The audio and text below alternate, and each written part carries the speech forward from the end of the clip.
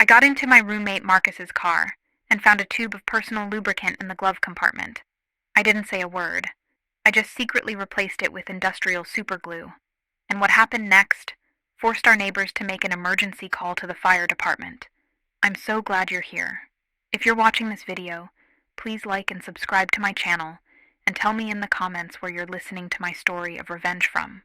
I want to know how far it's traveled. I sat at the apartment kitchen table. The silence in the place was as thick as morning fog, a silence that had become a constant, unwelcome guest. The old clock on the wall, a keepsake from my late mother, ticked with a relentless, accusatory rhythm. Each beat was a painful reminder of a life I was beginning to suspect was a beautiful, meticulously crafted lie. Marcus had just returned from one of his countless nights out. He claimed it was work-related, always work dinners, late-night meetings, or catching up with colleagues. But Marcus didn't work a job that demanded that many late nights. He managed a hardware store on the east side of town. Nothing fancy, nothing corporate. No reason to be coming home at 2 a.m. looking like he had run a marathon through his own conscience. That night, when his car keys clinked against the counter and he stumbled into his bedroom, something inside me snapped. It wasn't rage. It wasn't heartbreak. It was clarity. For weeks, maybe months, I'd ignored the warning signs. The quick shutdown of his phone screen when I walked into the living room, the strange perfume on his hoodie, the unexplained charges on his debit card at bars I knew we'd never been to together. I had chosen silence because silence felt easier, but silence had begun to rot me from the inside out. And now, sitting at the kitchen table, I realized I couldn't live with it anymore. I don't know what drove me to his car that night. Maybe it was instinct. Maybe it was desperation. Maybe it was the kind of invisible hand that pushes you into situations you're not ready for but secretly craving. When I opened the glove compartment, I expected to find insurance papers, a phone charger, maybe some fast food napkins. Instead, I found the proof I didn't even know I'd been looking for, a tube of personal lubricant. It sat there like a neon sign, screaming at me, mocking me. My first thought wasn't anger. It was humiliation. Not because of what it was, but because of what it meant. That my suspicions were right. That Marcus wasn't just out late. He was out late with someone else. Someone who required him to keep that tucked neatly in his car, as if he couldn't even wait to make it home. My throat tightened. My hands shook as I picked it up, the cold plastic foreign in my grip. I put it back exactly where I'd found it, shut the glove compartment, and just stood there in the dim yellow glow of the streetlight leaking through the windshield. I could have confronted him right then. I could have stormed back inside, thrown the tube at his chest, and demanded answers. But something colder and sharper grew inside me. A thought that whispered, "Don't give him the satisfaction of a fight. Make him feel it. Make him pay." That was when the plan began to take shape. Now let me be clear. I didn't map everything out in that exact moment. But the seed was planted. I knew what that tube represented. I knew what it meant to him. And I knew that if betrayal had its proof, revenge would need its poetry. I went back inside, washed my hands 3 times as if I could scrub the humiliation off, and sat down again at the kitchen table. The clock ticked on. The apartment walls held my secret. Marcus snored faintly from his room, blissfully unaware that his double life had just been exposed, and that his time, in more ways than one, was running out. I barely slept. Every creak of the building, every passing siren outside, every buzz of the refrigerator felt amplified. I just lay in the dark, replaying everything I had ignored for months. The lies, the smirks, the excuses. I thought about the way he'd introduced me to his coworkers like I was just a roommate, never the person holding everything together at home. I thought about the way he'd laughed at my questions, made me feel paranoid for even asking. By sunrise, my chest was hollow, but my mind was alive. Revenge wasn't just a fleeting idea anymore. It was a mission, and the first step had already been taken, quietly, without a single word spoken. I had found the tube. I had touched the evidence. I had crossed a line in my own head from suspicion to certainty. Marcus stumbled into the kitchen around 10 the next morning, rubbing his temples, clearly nursing a hangover. He mumbled something about having to get to work, poured himself coffee, and never once looked me in the eye. But I looked at him, hard. I studied his face, the faint smudge of lipstick near his collar that he hadn't noticed, the way he avoided sitting across from me. He thought he was clever. He thought he was safe. He thought his secret was still his own. And I smiled, just slightly, as I stirred sugar into my coffee, because I knew something he didn't. The silence between us wasn't just silence anymore. It was a fuse, and it had already been lit. By noon, the apartment pretended nothing had changed, but I could feel the furniture leaning in, listening. The blinds cut the sunlight into even stripes across the table, and the coffee ring he'd left the day before looked like a target I couldn't stop staring at. Quiet is loud when you've decided to do something you can't take back. Every drip from the leaky faucet felt like a metronome counting down to something I didn't have the courage to name. Marcus texted from work. Inventory nightmare, might be late. No question mark. No heart. Just that clipped tone he used when he was already somewhere else. I put my phone face down and watched a dust mote surf the light. The building hummed. Pipes, vents, neighbors moving around behind drywall secrets. I wasn't alone. I was surrounded by witnesses that couldn't testify. I cleaned what didn't need cleaning. I scrubbed the counters, pulled the stove, wiped the baseboards. I found a bobby pin under the couch that wasn't mine. I found a receipt from a gas station out by the airport, time-stamped 1:17 a.m. I found the courage to admit the obvious. This wasn't a misunderstanding. It was the map of a person who had built an exit ramp right through the middle of my life. I pressed the receipt flat on the table like a specimen, and breathed until my vision cleared. Around 2, the hallway filled with the smell of someone's grilled onions and the lullaby of a baby next door. I made a sandwich and couldn't taste it. My appetite had pivoted from food to justice. Not noble justice. The petty, raw, kitchen sink variety that grows in the dark when you've been laughed at too long. I kept reminding myself there would be fallout. There's always fallout. The grown-up in me kept whispering to the hurt kid, "Don't become what hurts you." But the kid had already grabbed the wheel.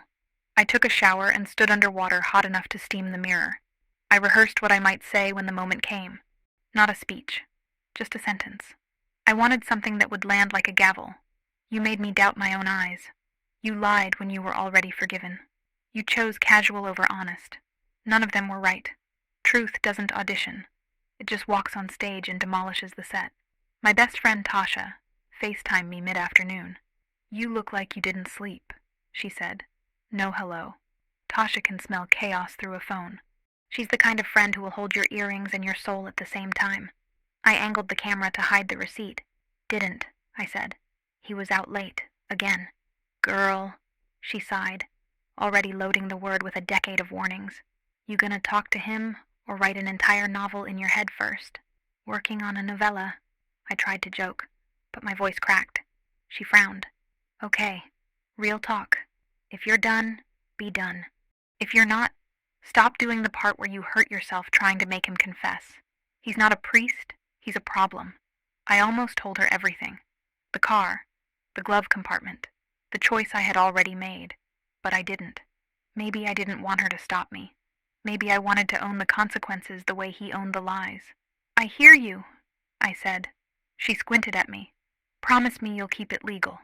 "I promise I'll keep it me," I said, which wasn't the same thing. After we hung up, I opened the kitchen window and let the afternoon rush in. Sirens on Roosevelt, someone revving a motorcycle, a dog barking like it was arguing with the sky. The city didn't know my private war was gearing up. Or maybe it did. Maybe every city is just the echo chamber of a million private wars, and the quiet between them is the only mercy we get. By 5, I had rehearsed being normal. I folded laundry. I scrolled through photos from last summer. Us at the lake, his arm heavy across my shoulders, my smile bright and untroubled, and, I now realized, slightly floating above the moment like a hovercraft. It's wild how a picture that once looked like proof of love becomes a receipt for denial. I almost deleted them. Instead, I made a new album and titled it False Advertising. I didn't cry. I refused to donate another tear to a person who spent his truth on someone else's thrill. He texted again. "Might grab a drink after. Don't wait up." I stared at those words and felt the storm gather itself just off the shore of my restraint. A drink. After. Don't wait up. He wrote like a man who believed certain doors would always be unlocked for him. He wrote like a man who thought consequence was negotiable. I set the apartment for evening. Lamps on, music low. A candle I lit mostly to have something to blow out later in dramatic fashion. I placed the receipt under a coaster. I put on sweatpants and a t-shirt because I wanted to look like all of this cost me nothing. I wanted future me to remember I didn't dress up for revenge. I dressed down for peace. When the sky went purple, thunder made the window glass vibrate. Rain came in sheets, the kind that makes the world feel brand new even when nothing has changed. I stood there and counted the seconds between lightning and thunder, like I used to do as a kid. Flash. 1, 2, 3, boom. The storm was close. I wondered if the neighbors could feel it too, this pressure system building between two people who said roommate, like it was a ceasefire. I thought about the first time Marcus charmed the landlord into knocking 50 off the rent because the radiator clicked at night. I thought about how he always remembered to take out the trash and never remembered the details that mattered to me. I thought about every time I made him dinner and how he'd say, "You didn't have to," which was not the compliment he thought it was. You never have to love someone. That's the entire point. 8 o'clock came and went. I watched raindrops chase each other down the glass like arguments racing to be right. I pictured him at some low-lit bar, telling a story with his hands, that easy smile working its spell. I pictured the other person, legs crossed, leaning in, believing the version of him I had once believed. That hurt more than I expected. Not jealousy, pity for the future they didn't know they were walking into. By 9:30, the storm sat directly on the building, rattling the ducts. I blew out the candle and let the apartment go dark, just the TV's sleep screen bouncing a screensaver geometry across the wall. I sat at the table with the old clock ticking behind me and waited for the key in the door. When it finally turned, my heart thudded so hard, the room seemed to pause to accommodate it. Marcus came in damp around the edges, hair beaded with rain, shirt clinging to his chest. "Hey," he said, like a sitcom husband, casual and blurred. His eyes skated past me toward his room. "Long day. Inventory nightmare?" I asked. My voice was soft, friendly, a blanket hiding a blade. He blinked, surprised that I remembered the alibi.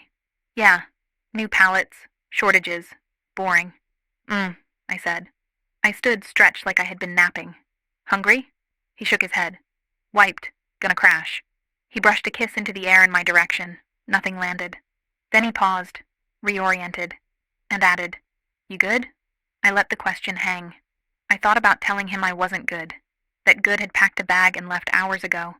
Instead, I nodded. "I'm fine." He held my eyes a beat longer than usual, like some animal instinct woke up inside him and sniffed the air. Then he yawned and shuffled down the hallway, the door to his room closing with that soft apartment click that always sounded like a secret keeping itself. The storm outside began to move on, leaving the building exhaling in the quiet. The storm inside had just found its center. There's a moment, right before a thing breaks, when you realize it was never whole to begin with. I stood in that moment and let it tell me the truth. This wasn't about payback. It was about proof. It was about making the story honest, even if I had to write the ugly chapters myself. The next morning, I woke up with the kind of clarity that only comes after a storm, inside and outside. The rain had washed the streets clean, left the asphalt shining like black glass. The air smelled sharp, metallic, like the city itself had taken a deep breath. I stretched, padded to the kitchen, and made coffee. Marcus's door was closed. I could hear the faint buzz of his alarm going off every 9 minutes. Snoozed again and again. He stumbled out eventually, hair a mess, shirt wrinkled, tie half-knotted. He mumbled something about running late and grabbed his keys. He didn't even notice me sitting at the table with my mug, watching. He didn't notice the way I studied his every move, storing details like puzzle pieces I already knew the picture to. When the door shut behind him, I let the silence spread. My pulse slowed. I knew exactly what I was about to do. The truth is, I didn't plan it like some criminal mastermind.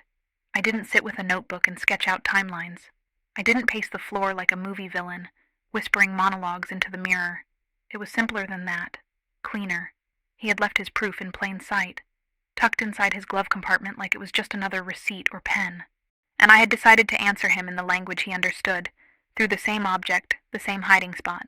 I drove to a hardware store 2 neighborhoods over. Not his store, obviously.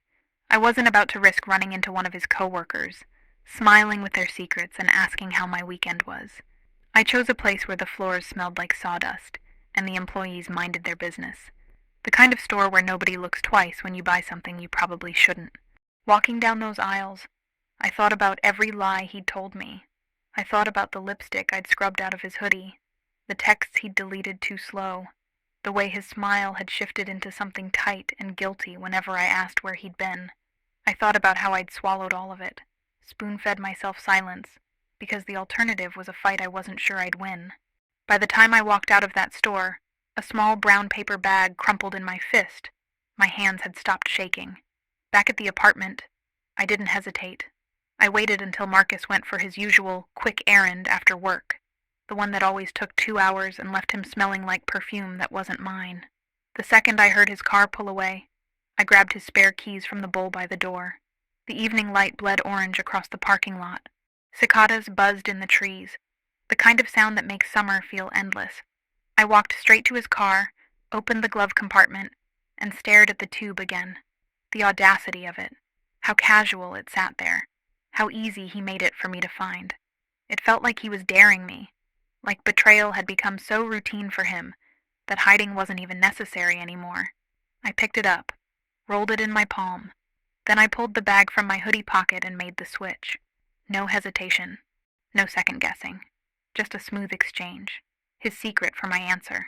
I put everything back exactly as it had been, shut the compartment, clicked it closed. I sat there for a second in the driver's seat, breathing slow, watching the apartment windows glow with other people's lives. Someone's TV flickered blue. Someone else's laughter carried through a cracked window. I wondered what they'd say if they knew the storm brewing in parking spot 17.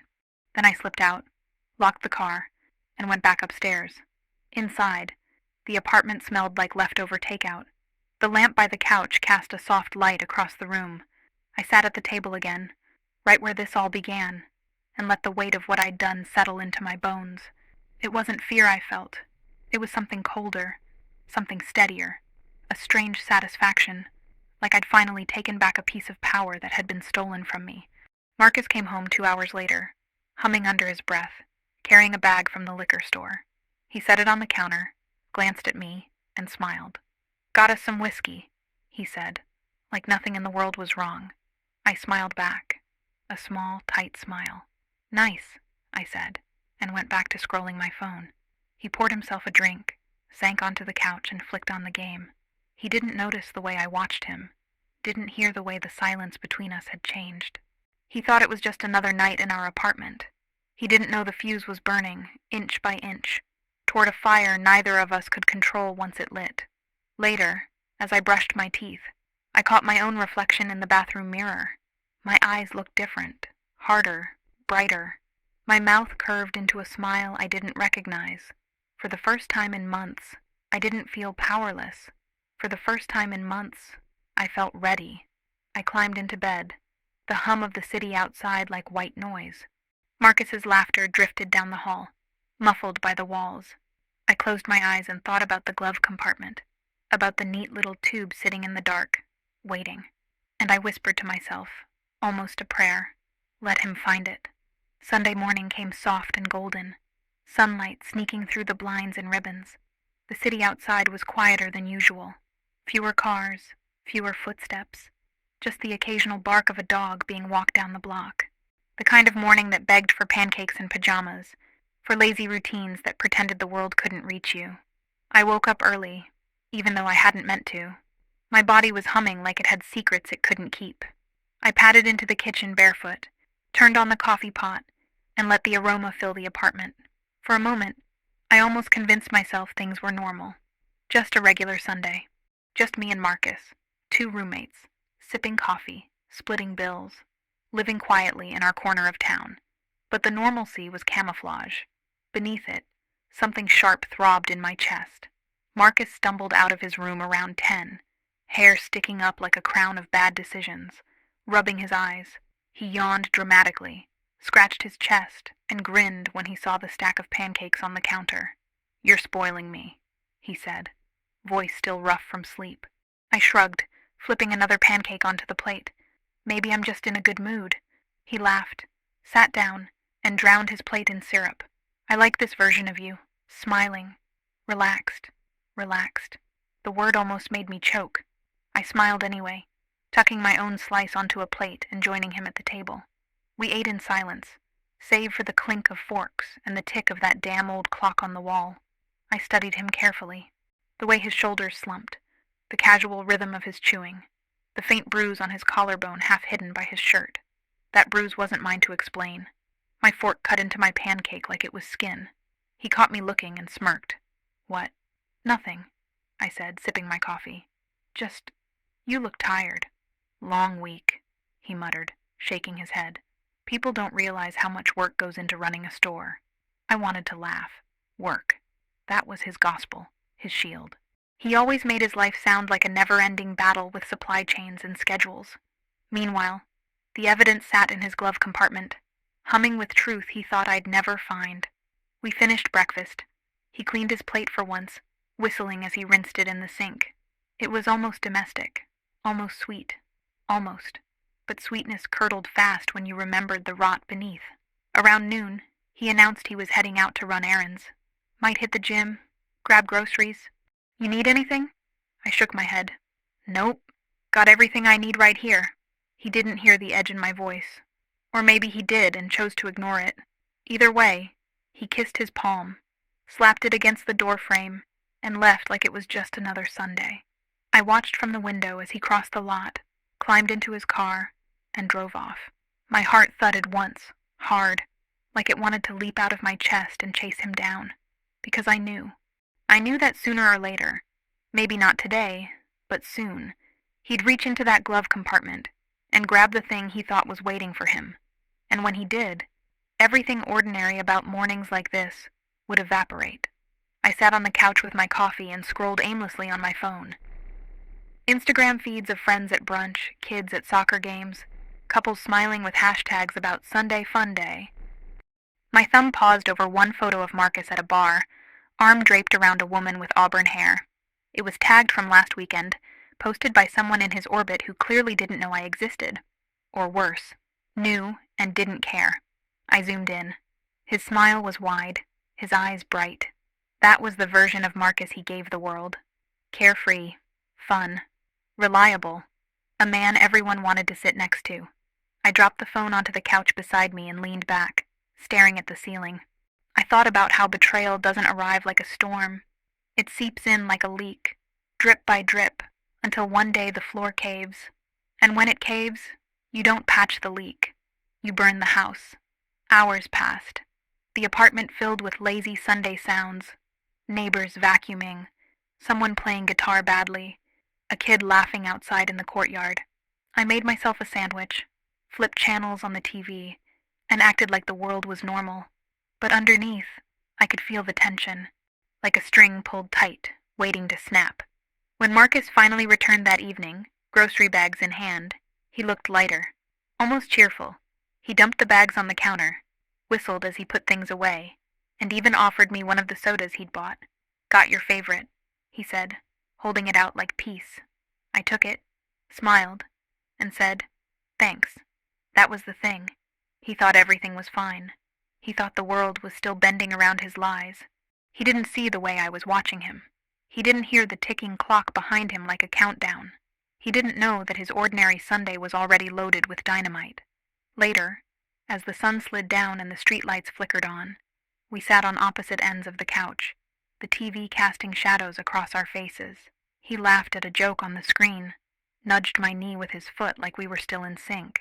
I laughed too, because that's what camouflage looks like. That's what a Sunday like nothing's wrong feels like. But in my head, I wasn't watching the show. I was watching the glove compartment. I was watching the fuse. I was watching the moment, inevitable and waiting, when silence would break into fire. And I swear I could almost hear it, like the low hum of thunder far off rolling closer. The first real crack came on a Monday morning. The kind of morning where the world is in a rush, horns honking, buses growling down the street, people clutching travel mugs like lifelines. The kind of morning when no one has the patience for surprises. Marcus had woken up earlier than usual, pacing the hallway with his phone pressed to his ear. He spoke in a hushed voice, too low for me to catch every word, but I caught enough. Tonight, yeah, I got it. Same place as before. His tone was the giveaway. It was lighter, tinged with the kind of excitement you don't waste on inventory reports or staff schedules. I brewed coffee, pretending not to hear. The spoon clinked against the mug as I stirred, a rhythm steady enough to hide the thud of my heartbeat. My phone buzzed with a text from Tasha. "You alive? Want to grab dinner later? I'll bring wine and brutal honesty." I didn't reply yet. I wasn't ready to say out loud what I had already put in motion. Marcus brushed past me, cologne sharp in the air. He wore his good shirt, the one he usually saved for dates. My lips twitched into a smile I masked behind my mug. He grabbed his keys, gave me a half wave, and walked out the door like it was just another Monday. But it wasn't. Hours crawled by. I folded laundry, vacuumed the rug, opened the fridge 6 times, and never ate. My nerves hummed like power lines in a storm. Every creak of the building made me jump. I kept picturing it, over and over. Marcus in his car, reaching for that glove compartment, pulling out the tube he trusted without question. The setup was almost too perfect, and that scared me more than anything. Around noon, the quiet shattered. I was curled on the couch with a book I wasn't reading when the sound hit me, shouting in the parking lot.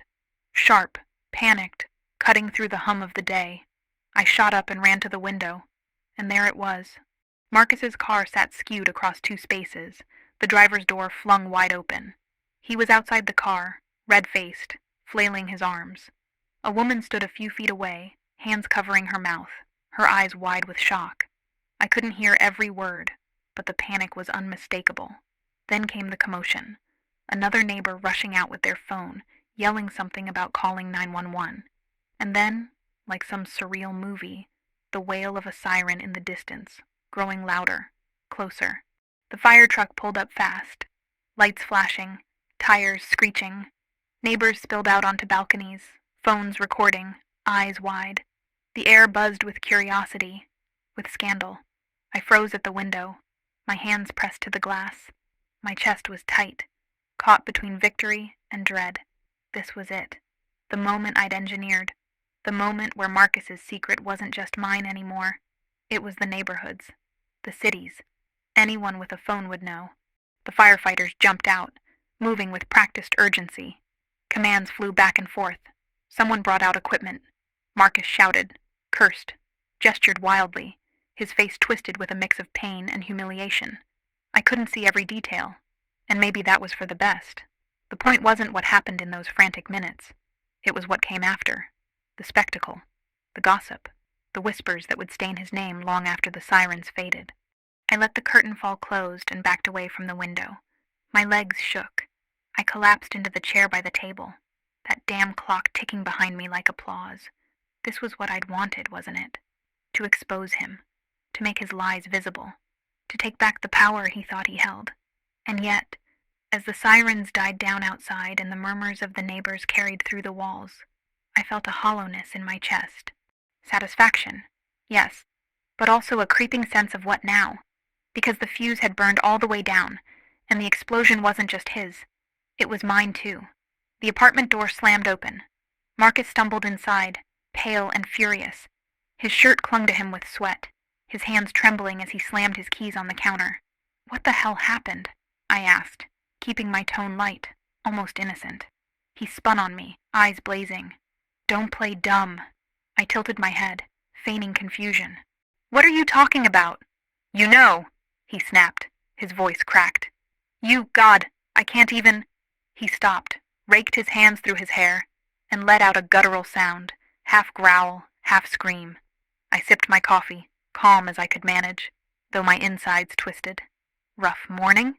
His glare could have set the room on fire. He opened his mouth, shut it, then stormed down the hall to his room. The door slammed so hard a picture on the wall rattled. I sat there, staring at the empty space he'd left behind. The clock ticked on. The silence grew thick again, but it was a different kind of silence this time. Charged. Dangerous. Marcus knew. Maybe not the details. Not yet. But he knew. And I knew this was only the beginning. The day after the fire truck fiasco, the apartment felt like it had been dipped in static. Every corner hummed with leftover tension. Every shadow seemed heavier. Marcus moved around like a storm cloud trapped in human skin, slamming drawers, muttering under his breath, gripping his phone so hard I thought it might crack. He barely spoke to me, The only words I got were clipped, brittle things. Move. Where's my charger? Did you pay the rent? He was avoiding the conversation we both knew was coming. Maybe he thought silence would buy him time. Maybe he thought if he pretended hard enough, the whole building didn't already know. But people knew. By noon, my phone buzzed with texts from neighbors. Girl, you okay? Saw what went down yesterday. Crazy. Not my business, but is Marcus all right? That looked serious. You're not going to believe this, but someone posted a video on the community Facebook group. It's everywhere. I scrolled and there it was. Marcus, red-faced and frantic, surrounded by firefighters, while a small crowd gawked. Someone had added a caption. When your secrets blow up in the parking lot. The comments were ruthless. People love a spectacle. They love when the mask slips. I felt a flicker of satisfaction, then a pang of unease. I hadn't expected the footage to spread so fast. I'd wanted exposure, yes, but this was wildfire. Once the internet grabs hold, it doesn't let go. Marcus must have seen it too, because not long after, his phone rang and he barked into it. Yeah, I'm fine. No, it's not what it looked like. People exaggerate. Just a misunderstanding. His tone was desperate, stretched thin. A few minutes later, another call. I told you, it was an accident. Nothing to do with me. Some faulty product, probably. By the third call, his story had evolved. It was the store brand, man. Cheap packaging, you know how it is. I sat at the table, sipping coffee, watching him spin his web of excuses. Each version shifted slightly, depending on who was on the other end. To his coworker, it was a defective shipment. To his buddy from college, it was a prank gone wrong. To his sister, it was just some dumb misunderstanding with a girl in the parking lot. But the truth hung in the air between us, thick and undeniable. He was scrambling, panicking, doing everything except admitting what he'd actually done, or what I'd done to him. That evening, he tried to reset the apartment like nothing had happened. He brought home takeout from my favorite Thai place, set it on the counter like a peace offering. Hey, he said, forcing a smile. Thought we could eat together. Been a crazy couple of days. I raised an eyebrow. My fork paused over the carton of noodles. Crazy, huh? He chuckled nervously, scratching the back of his neck. Yeah, people blowing things out of proportion. You know how it is. One little incident and suddenly everyone's acting like it's the end of the world. One little incident? I repeated, my voice sharp enough to cut the air. His smile faltered. I mean, yeah, people love drama. They love to exaggerate. I set my fork down slowly. Marcus, firefighters don't show up because of exaggerations. He looked at me then. Really looked, like he was trying to read if I knew more than I should. His jaw tightened. What are you saying? I leaned back, crossed my arms. I'm saying maybe you should think about why this keeps happening to you. About why the universe seems to be holding up a mirror you don't want to see. His face darkened, the charm slipping away. Don't start, he muttered. Start what? I asked softly. Asking questions? The tension coiled tight between us. For a moment, I thought he might explode, shout, accuse, demand. But instead, he shoved back from the table, dumped his food in the trash, and stormed into his room. The door slammed. I sat there in the quiet, the scent of curry clinging to the air, the old clock ticking like a judge's gavel. He was unraveling, and I hadn't even confronted him yet. Over the next few days, the damage control continued. He tried everything, posting on Facebook about fake news, laughing too loud when neighbors mentioned the incident, cracking jokes at his own expense as if making light of it could erase the humiliation. But I saw the cracks, the twitch in his jaw when people stared too long, the way he avoided certain neighbors in the hallway, the phone calls that ended with him slamming his fist against the counter. Marcus wasn't in control anymore, and he knew it. One night, I overheard him on the phone again. His voice was low, urgent. We can't see each other for a while. Too much heat right now. Just give me time, okay? I'll figure it out. He paused listening, then hissed, I said I'll figure it out. The bitterness in his tone confirmed what I already knew. Whoever she wasn't worth the chaos unraveling around him. And yet, he was clinging to her anyway. I lay in bed that night, staring at the ceiling, letting the muffled sounds of his frustration seep through the walls. He was trying so hard to patch the cracks in his life, But he didn't realize the foundation had already rotted, and I was the rot. The neighborhood grapevine works faster than any official news outlet, faster than social media, faster than Marcus could possibly spin his little accident. By the middle of the week, the story wasn't just ours anymore. It belonged to the block, to the apartment complex, to the friends of friends who thrived on other people's drama. I found out the first time in the laundry room. I was folding towels when Mrs. Harris, the retired teacher from 3B, leaned over and whispered, "Heard your roommate had quite the emergency out there." Her voice was hushed, but her eyes sparkled, alive with gossip. "Is he okay?" I forced a polite smile. "He's fine. Just a little situation." She nodded knowingly. Well, people are talking. You know how folks love to exaggerate. But," she leaned closer, "between you and me, I always thought that boy had secrets." I wanted to laugh. Secrets weren't the issue anymore. The problem was that his secrets had turned into entertainment. By the time I went back upstairs, my phone was buzzing again. A group chat with some mutual friends lit up with memes. Yes, memes. About Marcus. Someone had edited his face onto a fire truck. Someone else had written, "Trust issues? More like glue issues." I should have felt guilty. Instead, I felt a twisted satisfaction. It wasn't just me anymore. His betrayal had been private, but his humiliation was public. That evening, Tasha came over with her promise of wine and brutal honesty. She dropped her purse on the couch, kicked off her shoes, and raised an eyebrow the second she looked at me. "Okay, spill. What the hell is going on with Marcus?" I hesitated, swirling the wine in my glass. "What do you mean?" She gave me that look, half amusement, half judgment. "Girl, don't play dumb. My coworker sent me a TikTok. A TikTok. Of your parking lot. Of Marcus. With the firefighters. Tell me you've seen it." My stomach dropped. "It's on TikTok? Trending," she said flatly. "Not huge, but enough that strangers are laughing at his expense. He's basically the punchline of the week." I took a long sip of wine, letting the burn settle in my chest. Part of me wanted to confess everything right there, that I had set this in motion, that it wasn't an accident, that Marcus wasn't just unlucky, he was guilty. But another part of me, the sharper, colder part, enjoyed letting the world roast him without ever knowing the full story. Tasha leaned in, lowering her voice. "So what did he do to you? Because I know you. You don't light fires unless someone's been playing with matches first." I looked at her, at the friend who'd known me since high school, who'd seen me through breakups and job changes and family funerals. She deserved the truth, but I couldn't give it to her. Not yet. Instead, I said, "Let's just say, Marcus isn't who he pretends to be." Her eyes widened. "So there is someone else?" I didn't answer. Silence was its own kind of confession. She sat back, whistled low. "Damn. No wonder you look 10 pounds lighter. You've been carrying his lies for months, haven't you?" The lump in my throat told her everything she needed to know. Meanwhile, Marcus was unraveling faster. That same night, I overheard him in his room, pacing, voice sharp on the phone. "No, it's not true. Don't believe what you saw online.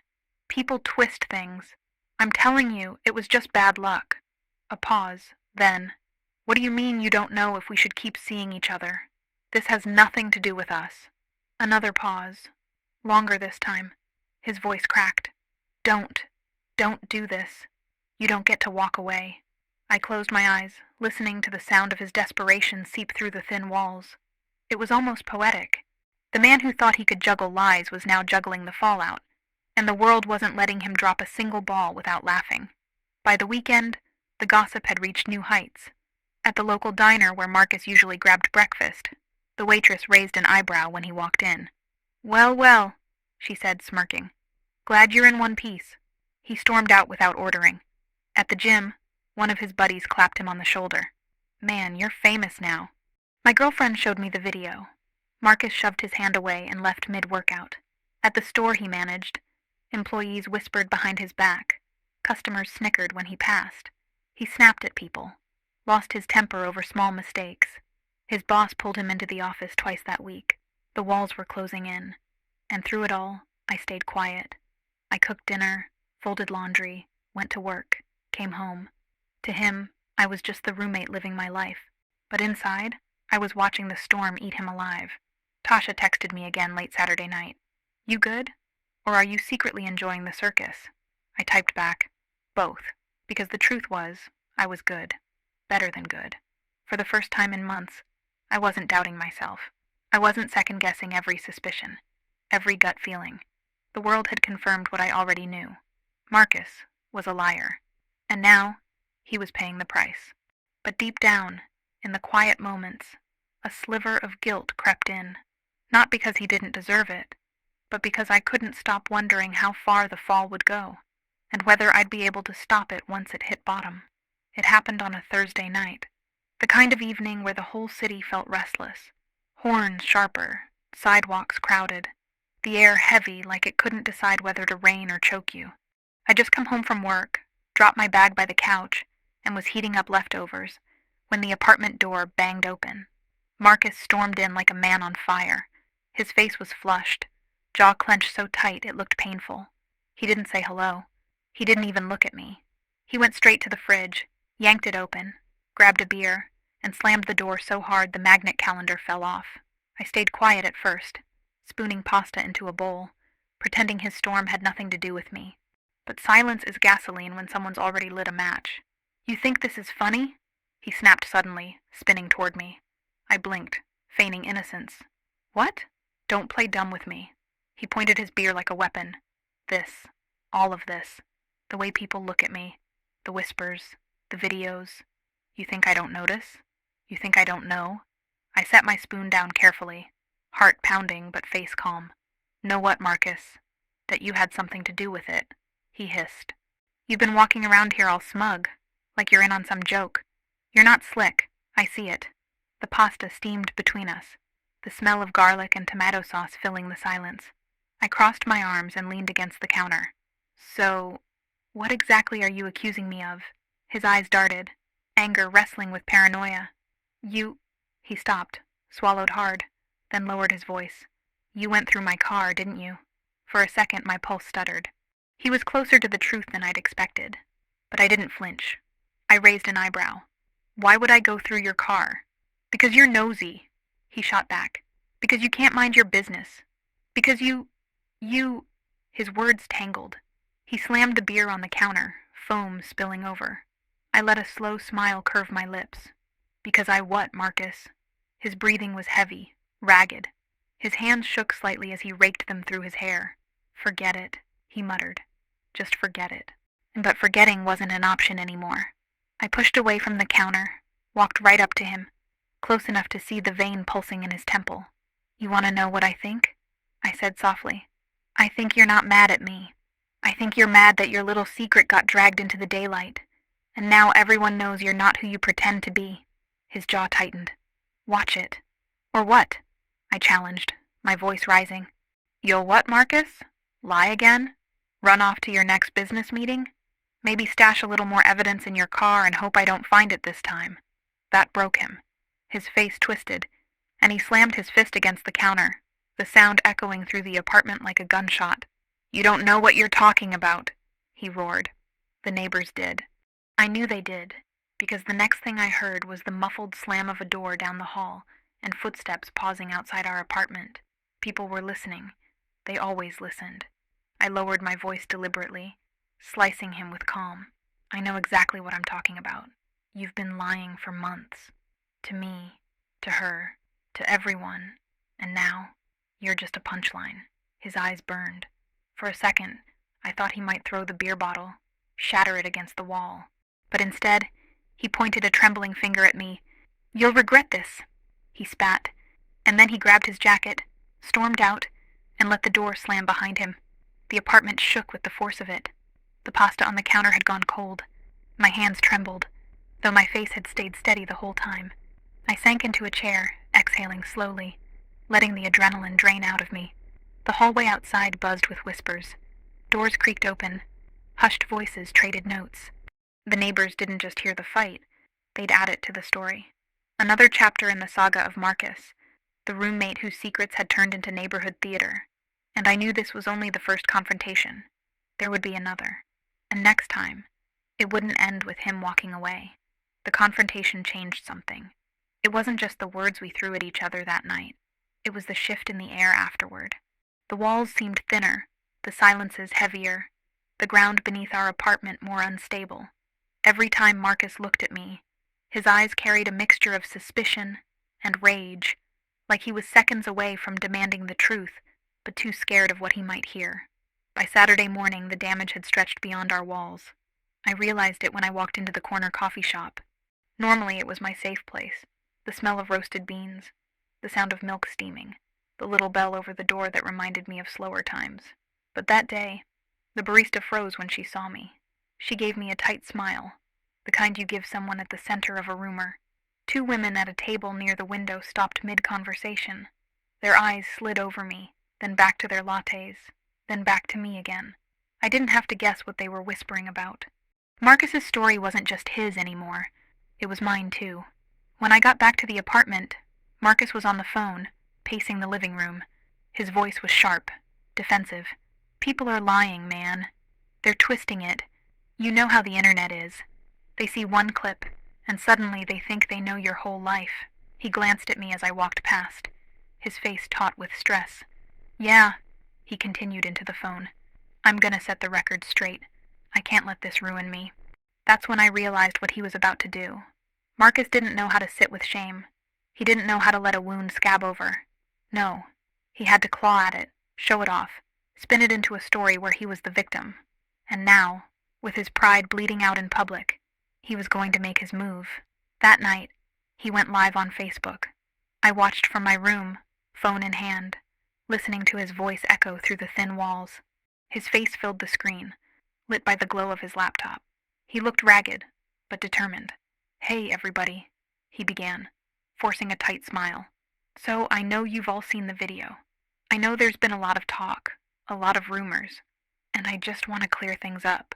He launched into a speech about how he'd been the target of faulty products, how the fire department had been called just to be safe, how the internet always blows things out of proportion. He laughed, tried to play it off, cracked jokes at his own expense. Guess I'll be the glue guy for a while, huh? He chuckled, even as his eyes darted nervously across the screen. The comments poured in, some supportive, some skeptical, some brutal. Sure, bro. That's not what the neighbors said. Own your mess. I sat in the dark, scrolling through the comments as they piled up, feeling a strange mix of triumph and unease. He was drowning, but in trying to save himself, he was dragging me into the current too. The world didn't know my role, not yet, but if he kept talking, if he kept spinning, the truth might eventually claw its way to the surface. When his live ended, he sat in the living room in silence for a long time. I could hear the faint buzz of his phone as messages came in, people reacting, some mocking, some consoling. I stepped out of my room finally, leaning against the door frame. That was brave, I said flatly. He glared at me. Don't start. I tilted my head. Just saying. It takes guts to get online and lie through your teeth in front of everyone you know. He shot to his feet, eyes blazing. You think this is funny? You think I don't know you've been enjoying this? You love seeing me fall. I didn't deny it. Maybe I do, I said softly, because for months I was the one falling. Falling for your excuses, falling for your lies. And now? You're finally the one hitting the ground. His fists clenched at his sides. For a moment, I thought he might actually hit me, but then something cracked in his expression. Not anger, something else. Guilt, fear, maybe both.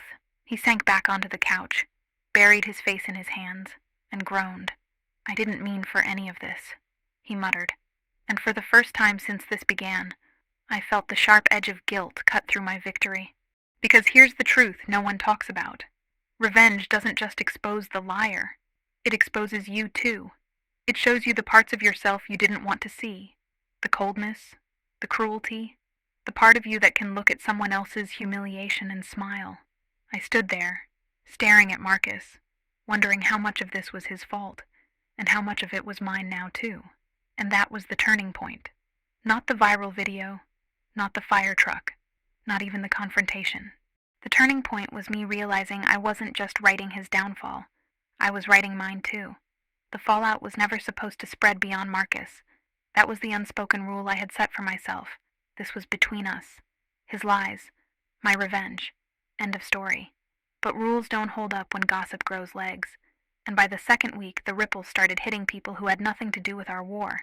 It began with his job. Marcus worked at that hardware store like it was his kingdom. He knew every aisle, every screw size, every brand of paint. Customers asked for him by name. Employees respected him, or at least they used to. The morning I knew things had shifted, I stopped by the store.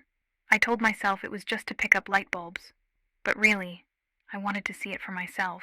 The whispers had reached me already, that his coworkers were making jokes, that customers were snickering when he walked past.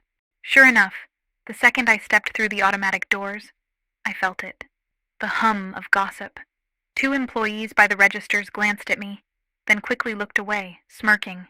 Down an aisle, a group of teenagers laughed too loud when Marcus walked by. And him? He kept his head down, jaw tight, pretending he didn't notice. But he noticed. I grabbed my light bulbs and went to check out. The cashier, a young woman with pink hair, scanned my items and leaned closer.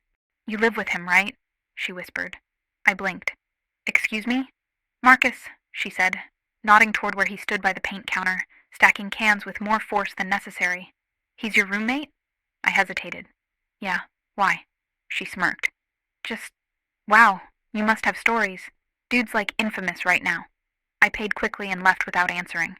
The satisfaction I thought I'd feel wasn't there. Instead, there was a heavy pit in my stomach. This wasn't just embarrassing anymore. It was eroding the one part of his life he still had control over. And the people around him, his coworkers who had nothing to do with any of this, were now stuck in the middle. The next blow landed closer to home. His sister, Olivia, called the apartment one evening. Marcus wasn't home yet, so I picked up. "Hey," she said cautiously. It's you, right? The roommate?" "Yeah," I said. "He's not here right now." There was a pause. Then, "Listen, I don't know what's going on, but my kids saw that video online, at school. Middle schoolers are making jokes about their uncle. Do you know how humiliating that is? For them? For me?" Her voice cracked, frustration spilling through the line. "I don't care what Marcus did or didn't do. But this mess is bigger than him now. It's affecting my family. They're being laughed at over something they don't even understand." I opened my mouth, then closed it again. What could I say? That I hadn't meant for it to spread this far. That revenge has a way of spilling over its edges, no matter how carefully you think you've poured it. Olivia sighed. "Just tell him to call me, please." And then she hung up. I stood there with the phone still pressed to my ear, the weight of her words settling like lead. Her kids, innocent, dragged into the circus. The guilt crept deeper that night, because the next person it touched was Tasha. We were at a bar downtown, sipping drinks and laughing about old times, when a guy at the next table overheard her say Marcus's name. "Wait," he said, leaning over with a grin. "You mean the Marcus? Glue guy?" I froze. Tasha's eyes flicked to mine. The guy laughed. "Man, that video was hilarious. You know him?" Tasha rolled her eyes. "He's her roommate," she said, nodding toward me. The guy let out a low whistle. "Damn. Must be wild living with him right now." And just like that, the whole bar seemed to tilt its ears toward us. Strangers staring, smirking, whispering. Tasha grabbed my arm and pulled me outside, away from the noise. "You see what I mean now?" she said sharply. "This isn't just his mess anymore. It's yours. It's mine. People are looking at us too." Her words stung. Not because she was wrong, but because she was right. We stood under the neon glow of the bar sign, the city buzzing around us. I swallowed hard, trying to push down the guilt rising in my throat. "This was supposed to be between me and him," I muttered. "Nothing stays between two people anymore," she said flatly. "Not in this world." That night, lying in bed, I couldn't escape the echoes. Olivia's voice, Tasha's frustration, the laughter of strangers. My revenge hadn't just cornered Marcus. It had splashed onto everyone around him, staining people who didn't deserve it. Collateral damage. That's what they call it in war. And I'd always thought revenge was a private battle. But war is never private, is it? As I stared at the ceiling, the old clock ticking its steady rhythm in the dark, one thought clawed at me. How much more damage would this do before it was over? By the third week, Marcus wasn't just bruised. He was bleeding out socially, professionally, and emotionally. What had started as whispers in the building had grown into a full-blown reputation that followed him like a shadow he couldn't outrun. I knew things had hit a new low the morning he showed up to the apartment in the middle of the day, shoulders slumped, face pale. He tossed his keys onto the counter, dropped onto the couch, and just sat there staring at the floor. "You're home early," I said carefully. "They let me go," he muttered. The words hung heavy in the air. For a second I thought I'd misheard. "Marcus? The guy who lived and breathed that hardware store? Fired?" He rubbed his face with both hands. "They said it wasn't about that, but we both know it was. Customers don't want to be served by a clown. Employees don't want to take orders from a joke." I leaned against the kitchen counter, watching him crumble. Part of me wanted to feel triumphant. This was the reckoning, wasn't it? The universe finally cashing in on his lies. But another part of me, the part that still remembered the nights we split pizza on the couch, the mornings he'd drive me to work when my car broke down, felt a dull ache of pity. Losing his job wasn't just about money. It was about identity, and I could see in his face that the cracks were spreading deeper than I'd intended. That evening, the reckoning continued. His phone buzzed nonstop, but not with support, with silence, with people avoiding him, cutting ties. I overheard snippets of conversations. "Come on, man. I can't be seen hanging out with you right now. Sorry, Marcus. My wife doesn't want me bringing you around." Even his sister, Olivia, texted him coldly. "I can't have you at the kid's birthday next weekend. Too much heat." The isolation was complete. Marcus wasn't just humiliated. He was exiled. And yet, in some twisted way, he tried to fight back. The next day, he plastered his socials with quotes about rising stronger after failure, about fake friends showing their true colors. He even posted a selfie at the gym, flexing, captioned, "Still standing, still winning." But the comments betrayed him. "Winning? Bro, you lost your job. Still standing? More like stuck. This is sad, man. Just own it." Each reply chipped away at him. He tried clapping back at first, firing off sarcastic retorts. But sarcasm doesn't work when people are laughing at you. Not with you. Within hours, he deleted the post. I watched it all unfold from across the apartment. The man who once strutted through life, full of easy charm and cheap lies, was now unraveling in real time. And yet, as I watched him crumble, something gnawed at me, because revenge had a way of twisting into something darker. It didn't stop when the target fell. It demanded you watch, demanded you sit with it, demanded you ask yourself what kind of person smiled at someone else's ruin. And that night, sitting at the kitchen table, staring at Marcus's hunched figure in the living room, I asked myself the question I'd been avoiding. Was I still the victim, or had I become something else entirely? Marcus turned then, catching my gaze. His eyes were hollow, red-rimmed. He looked like a man who hadn't slept in days. "You happy now?" he asked softly. I didn't answer, because the truth was complicated. Was I happy? Yes. His lies were exposed, his arrogance shattered, his double life burned down to ash. That was what I wanted, wasn't it? But was I proud? No, not anymore, because the wreckage I was watching wasn't just his. It was mine too. He stood, grabbed his jacket, and headed for the door. "Don't wait up," he muttered, and for the first time, I didn't feel suspicion when he left. I felt dread, because the reckoning wasn't finished. It was only just beginning.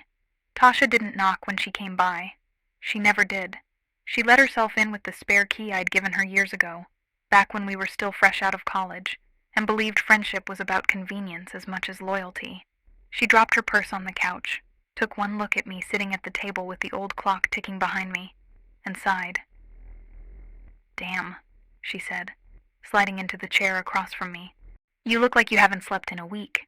"I haven't," I admitted, running a hand through my hair. "Marcus is unraveling."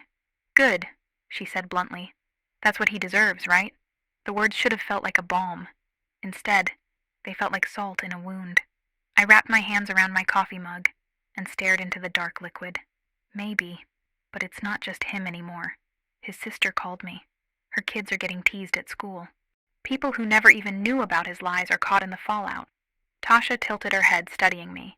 "And now you feel guilty." I exhaled. "Yeah." She leaned back, crossed her arms, and gave me the kind of look only a best friend can give, the one that slices through your excuses and pins you to the truth. Okay, let's rewind. Who lied? Who cheated? Who made you feel crazy when you asked simple questions?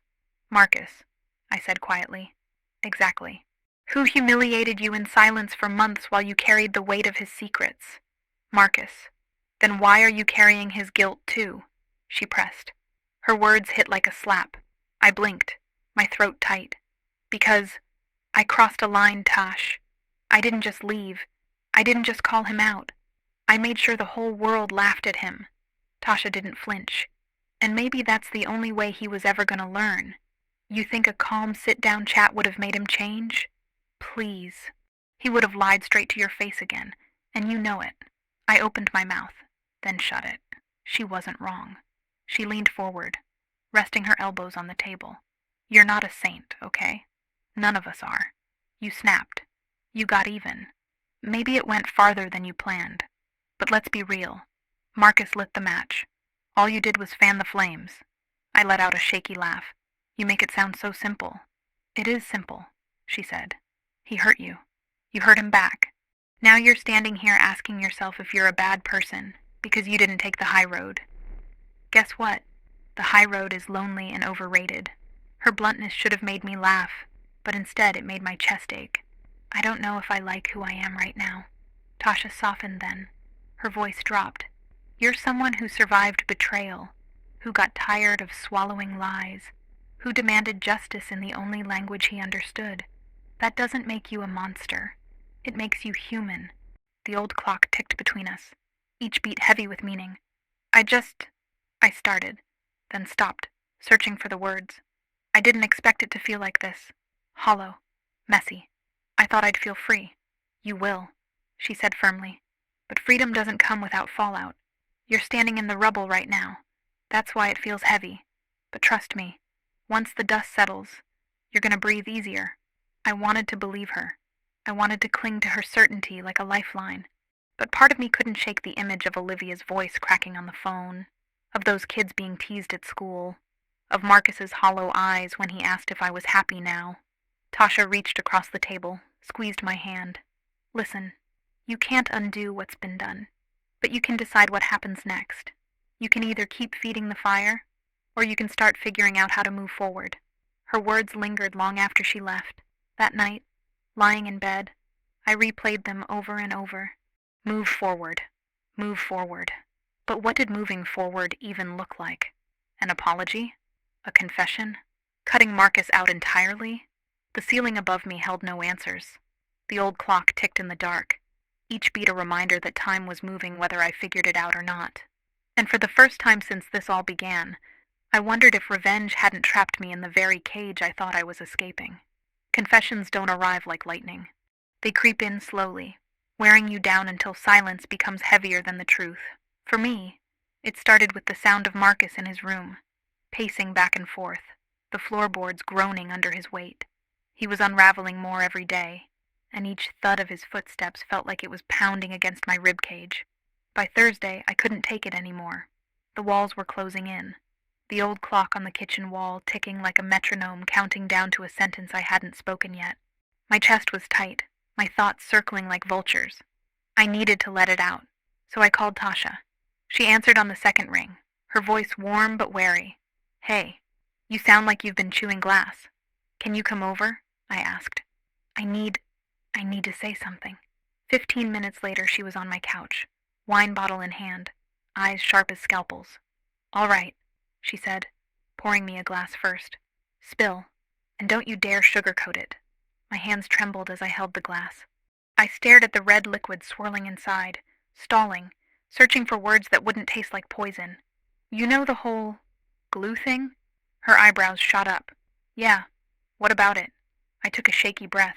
It wasn't an accident. Silence. Heavy, suffocating silence. Tasha's eyes widened, then narrowed. Wait, are you telling me you did that? I nodded, shame flooding my face. I found it in his car, the lube. I knew what it meant. I didn't yell. I didn't confront him. I switched it. I thought I was making a point. I thought I was... My voice cracked. I don't even know what I thought anymore. Tasha set her glass down hard. Jesus, girl. I know, I whispered. I know how bad it sounds. I didn't plan for the fire department, the video, the neighbors.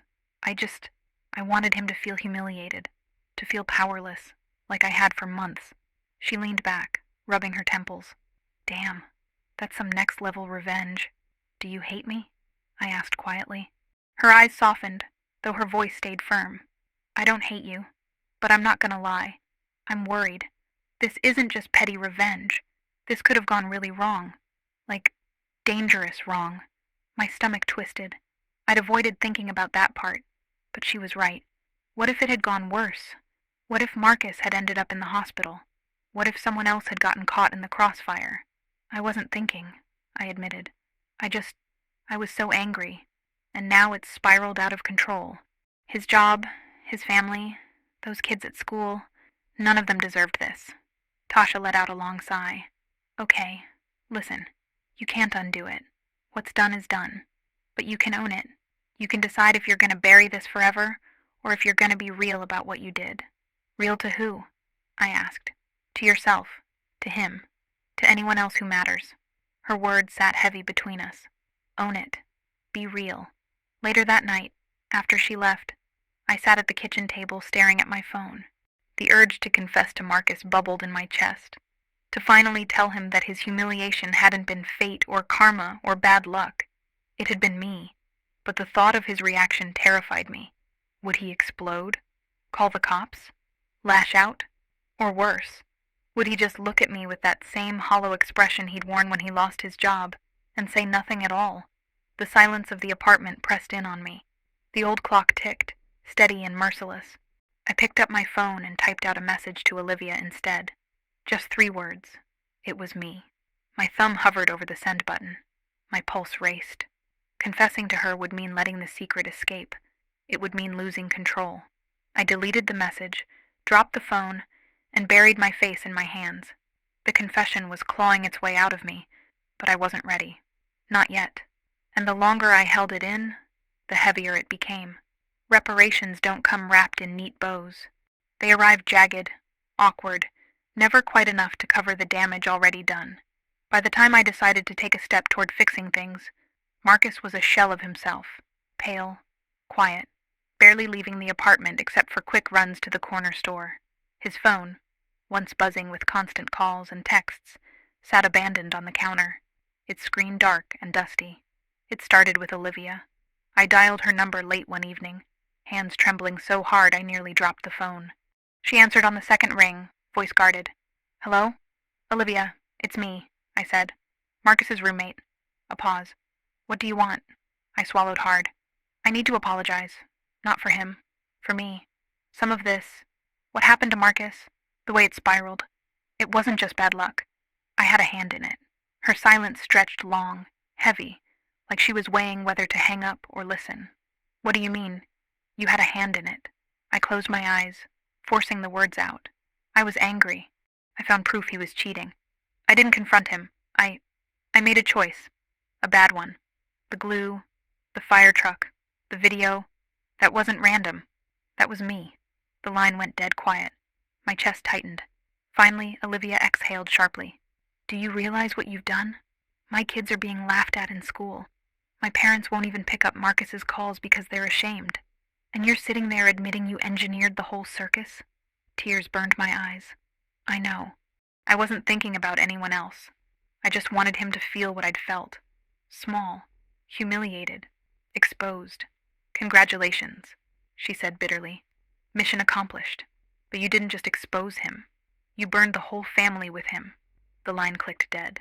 I stared at my phone, hands shaking, the weight of her anger pressing down on me.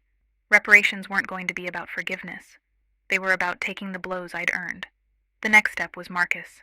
He came home late the following night, slamming the door like always. He looked rough, unshaven, eyes bloodshot, shirt wrinkled.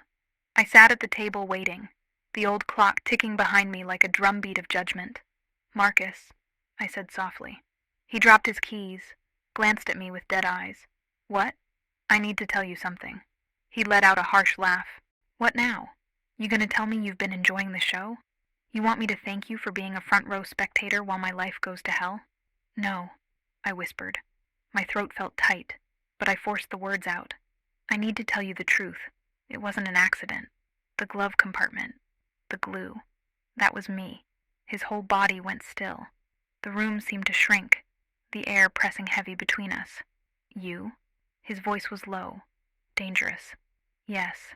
My hands trembled, but I kept going. I found the lube in your car. I knew what it meant. I didn't confront you.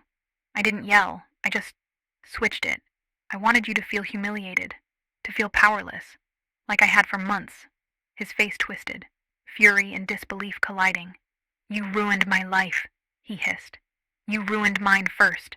I shot back, my voice breaking. You lied. You cheated. You made me doubt myself every single day. I didn't plan for it to spiral this far. I just wanted you to hurt the way I did. He stared at me for what felt like forever, chest heaving, fists clenched. Then he shook his head, a bitter laugh spilling out. You're insane. Maybe, I whispered, but at least I'm honest. He turned, stormed into his room, and slammed the door so hard the frame rattled. I sat there in the silence, tears streaming down my face, the confession out in the open at last. No forgiveness, no resolution, just truth, raw and ugly, hanging in the air. Reparations weren't about mending. They were about facing the wreckage, and in that moment, I knew there was no fixing Marcus. His life was his now, shattered pieces and all. The only thing left to repair was myself. Morning light crept through the blinds like it always did, slow and indifferent, painting the apartment in soft gold. But the air felt different, lighter somehow. Not because anything had magically healed, not because Marcus and I had reached some grand resolution. We hadn't. The apartment was still fractured, silent, each of us orbiting in opposite corners like strangers sharing a roof. But for the first time in months, I wasn't holding my breath. The secret wasn't inside me anymore. I sat at the kitchen table with my coffee, the old clock ticking above me. That relentless rhythm used to sound like judgment. Now it sounded like mercy. Time was still moving, even if everything else felt stuck. Marcus's door stayed closed. I could hear him moving around, drawers opening and shutting, his suitcase scraping against the floor. He was packing. I didn't ask where he was going. Maybe back to his parents. Maybe to crash on a friend's couch. Maybe just to vanish for a while and lick his wounds. It didn't matter. When he finally walked out, suitcase in hand, he didn't look at me. No words, no final jab, no goodbye. Just the click of the door shutting behind him. The silence that followed was heavy, but not suffocating. It was mine.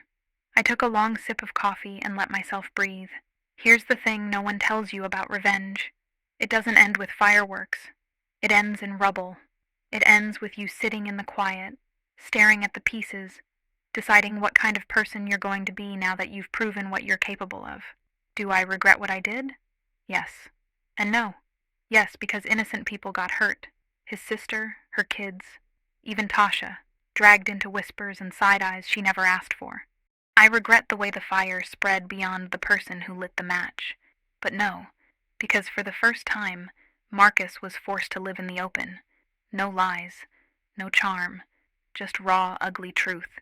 He couldn't hide anymore, and neither could I. Revenge didn't give me peace, but it gave me clarity. It showed me exactly what I will and won't tolerate, what silence costs, and how dangerous it is to let someone make you doubt your own instincts. As the clock ticked and the apartment settled into its new stillness, I thought about what came next. I'd have to move, start fresh, maybe somewhere quieter, where the neighbors didn't already know the story. I'd have to find work that kept me busy, friends that kept me grounded, routines that reminded me who I was before all this. And maybe someday I'd be able to laugh again without the sound tasting bitter.